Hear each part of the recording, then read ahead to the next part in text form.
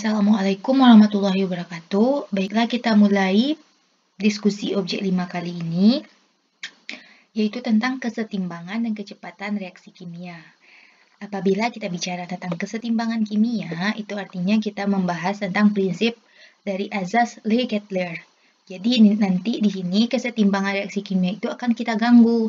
Apakah kita tambahkan dengan konsentrasi zat terlarut, apa kita tambahkan dengan suhu, ataupun dengan volume. Nanti dengan adanya pengaruh dari pengganggu tersebut, kesetimbangan kesetimbangan reaksi itu akan bergeser.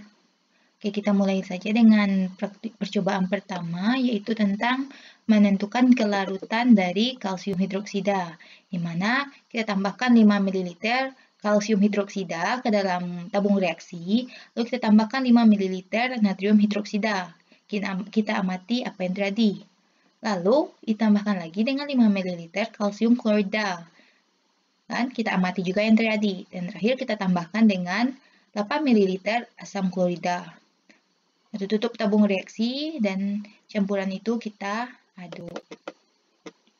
Di mana kalsium hidroksida apabila dalam kesetimbangan dia akan terurai menjadi ion Ca2+ dan 2OH-. Nah, apabila kita tambahkan NaOH, di mana NaOH ini akan terurai menjadi Na+ dan OH-. Apabila di sini kan ada ion senama OH-. Nah, pada CaOH 2 kali juga terurai menjadi ion 2OH-. Artinya, kita tambahkan konsentrasi terhadap kesetimbangan. Kita tambahkan konsentrasi ke sini. Apabila kita tambahkan konsentrasi pada kesetimbangan, maka kesetimbangan akan bergeser ke arah sebaliknya. Maka kesetimbangan akan bergerak ke arah CaOH 2 kali. Maka apabila kesetimbangan bergeser ke arah CaOH 2 kali, akan terbentuk endapan. Nah, yang kedua itu kita tambahkan dengan kalsium klorida, di mana pada kalsium klorida ini nantinya akan terurai menjadi Ca2+ dan 2-selmin. Di sini ada ion senama. Ion senamanya itu Ca2+. Pada penguraian CaOH 2 kali juga ada ion senama Ca2+. Artinya kita tambahkan ion senama pada kesetimbangan. Artinya konsentrasi dari ion Ca2+ ini kita tambah.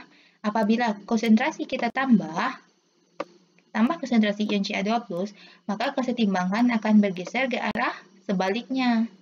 Maka kesetimbangan akan bergeser ke arah CaOH 2 kali.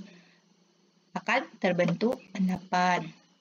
Nah, terakhir kita tambahkan dengan HCl, di mana pada penambahan HCl ini nantinya akan menjadi H+ dan Cl-. H+, ion H+, dan ion Cl- itu bukanlah ion senama dari CaOH 2 kali, di mana pada kesetimbangan CaOH 2 kali itu akan menjadikan Ca2+ dan OH-.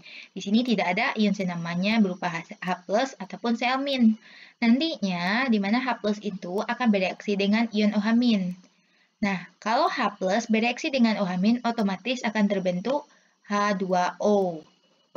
Sehingga konsentrasi OH- berkurang. Apabila konsentrasi salah satu produk berkurang, berarti ini konsentrasinya ini berkurang, maka kesetimbangan bergeser ke arah dirinya. Oke. Kalau konsentrasinya berkurang, maka kesetimbangan bergeser ke arah dirinya.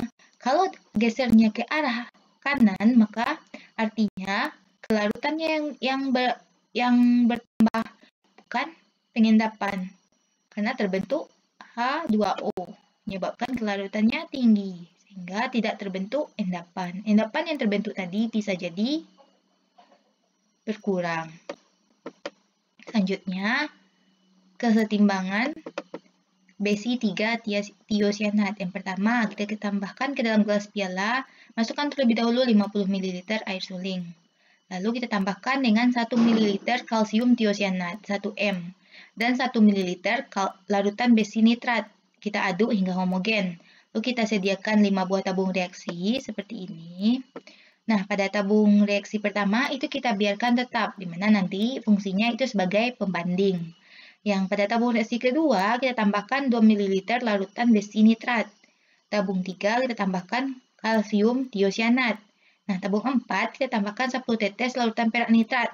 Yang tabung 5, itu kita panaskan sampai nanas air. Lalu kita amati percobaan itu dan bandingkan warnanya. Nah, pada percobaan kelarutan kalsium hidroksida, perubahan kimia yang kita amati adalah terbentuknya endapan. Sedangkan pada kesetimbangan besi 3 tiosianat yang kita amati itu adalah perubahan warnanya, di mana besi nitrat ditambah dengan kalsium tiosianat itu akan menjadi besi tiosianat. Nah, besi tiosianat ini nantinya adalah larutan yang berwarna merah. Apabila kita tambahkan besi nitrat, kalau besi nitrat itu nanti terion akan menjadi ion Fe3+ dan NO3-, 3NO-. Nih. Di sini ada penambahan ion senama. Ion samanya itu ion Fe3+, di mana pada larutan FeSCN3 besi tiosianat ini akan mengandung ion Fe3+. Artinya kita tambahkan ion senama sehingga larutannya akan menjadi makin merah. Nah, pada yang kedua itu kita tambahkan kalium tiosianat KSCN. Adanya ion senama. Apa ion senama dari besi tiosianat? Itu tiosianat SCN-. Nah, apabila kita tambahkan ion senama terhadap larutan ini, maka konsentrasinya akan bertambah. Kita amati dengan larutannya makin merah. Yang terakhir kita tambahkan dengan perak nitrat. Perak nitrat itu rumusnya AgNO3, di mana AgNO3 ini akan terurai menjadi Ag+ dan NO3-. Di sini terlihat Ag+ dan NO3- tidak memiliki ion senama dari FeSCN3.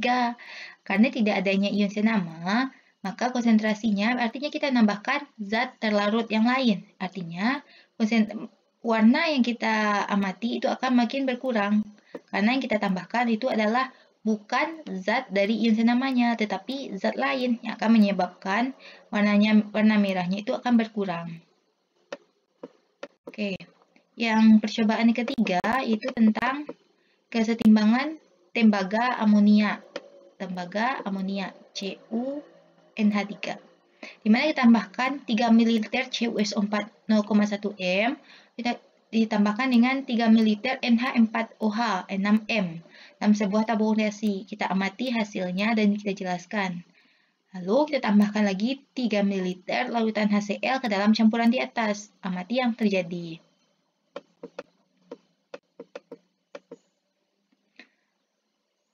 Di sini CuSO4 atau tembaga sulfat kita tambahkan dengan amonia itu akan nanti menghasilkan endapan biru, itu CuOH 2 kali. Dan juga hasil samping itu amonia sulfat. Mana kalau pada endapan itu apabila dalam kesetimbangan dia akan menjadi ion Cu2+ dan 2OH-. Dengan kita tambahkan HCl menyebabkan reaksi di mana kalau tambahkan HCl seperti yang pada percobaan pertama, HCl itu nantinya akan terurai menjadi H+ dan Cl-, di mana nantinya H+ ini akan bereaksi, H+ ini akan bereaksi dengan OH- yang di sini, membentuk H2O. Apabila H2O yang terbentuk, artinya kelarutannya tinggi. Ion OH- berkurang. Jadi, kalau ion OH- yang berkurang, maka CuOH 2 kalinya endapannya akan jadi semakin sedikit. Sehingga kesetimbangan akan bergeser ke kanan dan melarutkan CuOH 2 kali. Nah, apabila pada kesetimbangan salah satu konsentrasi kita kurangi, dia akan bergerak ke arah diri kita. Jadi, apabila konsentrasi OH- kita kurangi, dia akan bergerak ke arah OH- tersebut. Nah, kalau dia bergerak ke arah OH-, otomatis endapan yang terbentuk akan berkurang. Dia akan melarut. Buktinya melarut karena H+ yang ini bereaksi dengan H2O. Oke, selanjutnya pengaruh konsentrasi terhadap kecepatan reaksi. Bagaimana adanya konsentrasi terhadap kecepatan reaksi. Yang pertama, kita sediakan terlebih dahulu larutan natrium sulfat, larutan Na2S2O3 dengan larutan asam klorida dengan konsentrasi berturut-turut yaitu 0,1, 0,05, 0,01, dan 0,005 dalam satuan normalitas. Lalu kita siapkan 10 buah tabung reaksi yang berukuran sama. Dalam rak tabung reaksi, 5 tabung reaksi pertama diisi dengan larutan Na2S2O3 dengan konsentrasi yang berbeda ini.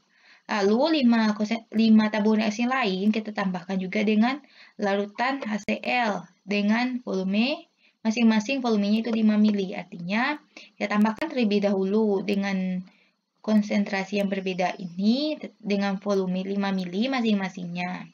Lalu ke dalam masing-masing 5 tabung reaksi yang berisi larutan Na2S2O3 yang berbeda konsentrasi itu, kita tuangkan 5 ml larutan HCl 0,5 N. Kita amati dengan seksama dan catat waktu yang diperlukan sampai terbentuk awal kekeruhan. Jadi, yang kita lihat dari percobaan ini, perubahan kimianya itu adalah kekeruhan, yaitu kapan waktu terjadi kekuruhan. Nah, cara kerja yang sama juga dilakukan pada larutan HCl, di mana pada larutan HCl dengan konsentrasi yang bervariasi tadi, di mana kita tambahkan 5 ml larutan Na2S2O3 0,05 N, lalu kita amati juga berapa waktu yang kita butuhkan agar dia terbentuk kekeruhan.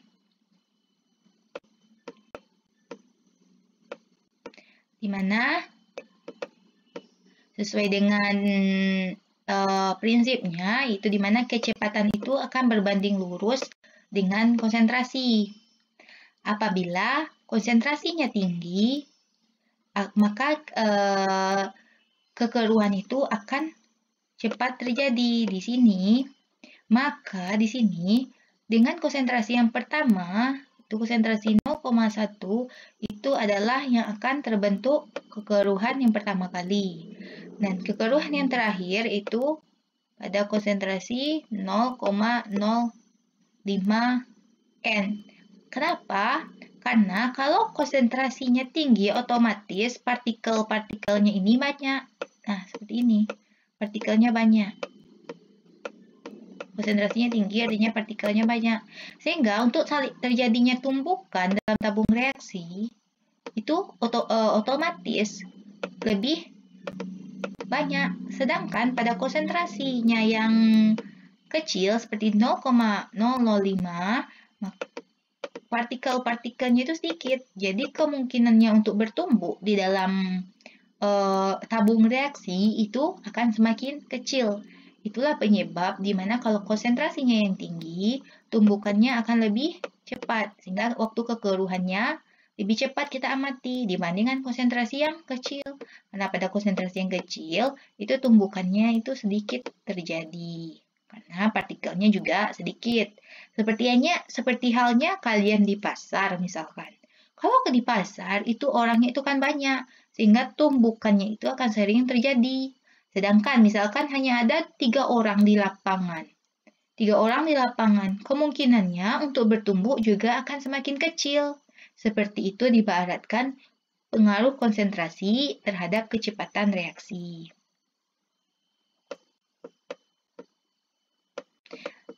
Oke, selanjutnya yaitu tentang pengaruh temperatur suhu terhadap kecepatan reaksi kimia. Di mana kita siapkan terlebih dahulu 6 buah tabung reaksi yang bersih dan kering.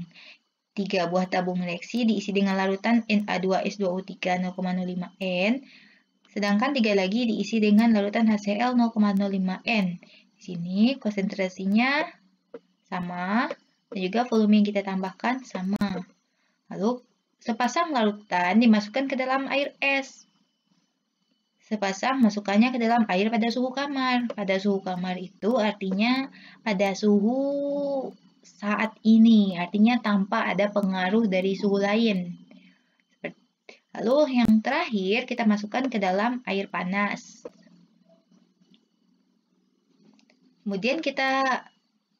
Kemudian masing-masing kita campurkan, amati dengan seksama dan catat waktu yang diperlukan untuk terbentuknya awal kekeruhan. Itu tentang bagaimana temperatur mempengaruhi kecepatan reaksi. Dimana kita berikan perlakuan yang berbeda. Sini misalkan, ini pada air dingin, es. Kalau di sini pada suhu biasa, suhu ruang kita. Nah, yang terakhir itu pada air panas.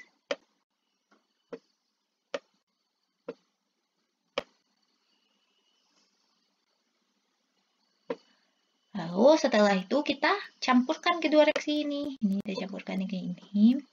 Ini juga kita campurkan dengan ini. Lalu ini juga dicampurkan.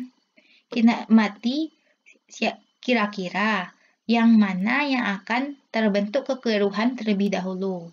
Disitulah kita akan melihat pengaruh temperatur terhadap kecepatan reaksi kimia. Di mana temperatur itu akan berbanding lurus. Oh, ini terbalik. Temperatur itu akan berbanding lurus dengan kecepatan reaksi. Artinya apa? Kalau kita berikan panas, misalkan di sini kita berikan panas, maka dia itu kita berikan energi kinetik yang lebih tinggi. Jadi dia itu akan bertumbuh lebih cepat seperti ini misalkan. Ini kita panaskan. Nah, ini misalkan partikel 1, dia bergerak lebih cepat dibandingkan dengan air es, di mana kalau di air es pergerakan itu lambat, sangat lambat sekali. Hampir tidak bergerak, tapi pergerakannya itu sangat lambat kalau dibandingkan dengan air yang biasa. Ini terbentuk juga terbentuk kekeruhan. Jadi nantinya yang akan terbentuk kekeruhan yang pertama itu yaitu yang dipanaskan, yang kedua itu pada suhu ruang, dan yang terakhir itu pada suhu es. Hal ini kenapa? Karena kalau dipanaskan kita itu memberikan panas yang menyebabkan pergerakan partikel-partikel di dalam larutan itu lebih cepat. Jadi kalau partikelnya itu bergerak lebih cepat, kemungkinannya untuk bertumbuk itu lebih banyak. Karena kalau kemungkinannya bertumbuk lebih banyak, otomatis kekeruhan yang akan terbentuk juga lebih banyak. Nah, sementara kalau di sini kita bandingkan dengan air es, misalkan aja nih. Kalau air es ini kita ibaratkan dengan orang yang berjalan santai. Kalau yang air yang dipanaskan dibandingkan dengan orang yang berlari saling mengejar. Jadi kemungkinannya untuk bertumbuh itu lebih besar yang dipanaskan. Karena kalau dipanaskan partikelnya itu bergerak lebih cepat. Kalau dia bergerak lebih cepat seperti ini, pindah ke sini. Jadi kemungkinan untuk bertumbuh dengan yang lain itu lebih tinggi. Sehingga dia yang pertama terbentuk kekeruhan. Mungkin sekian diskusi yang dapat kakak sampaikan pada hari ini. Kalau ada kesalahan, kakak mohon maaf. Silakan dilanjutkan diskusi kita di iLearn.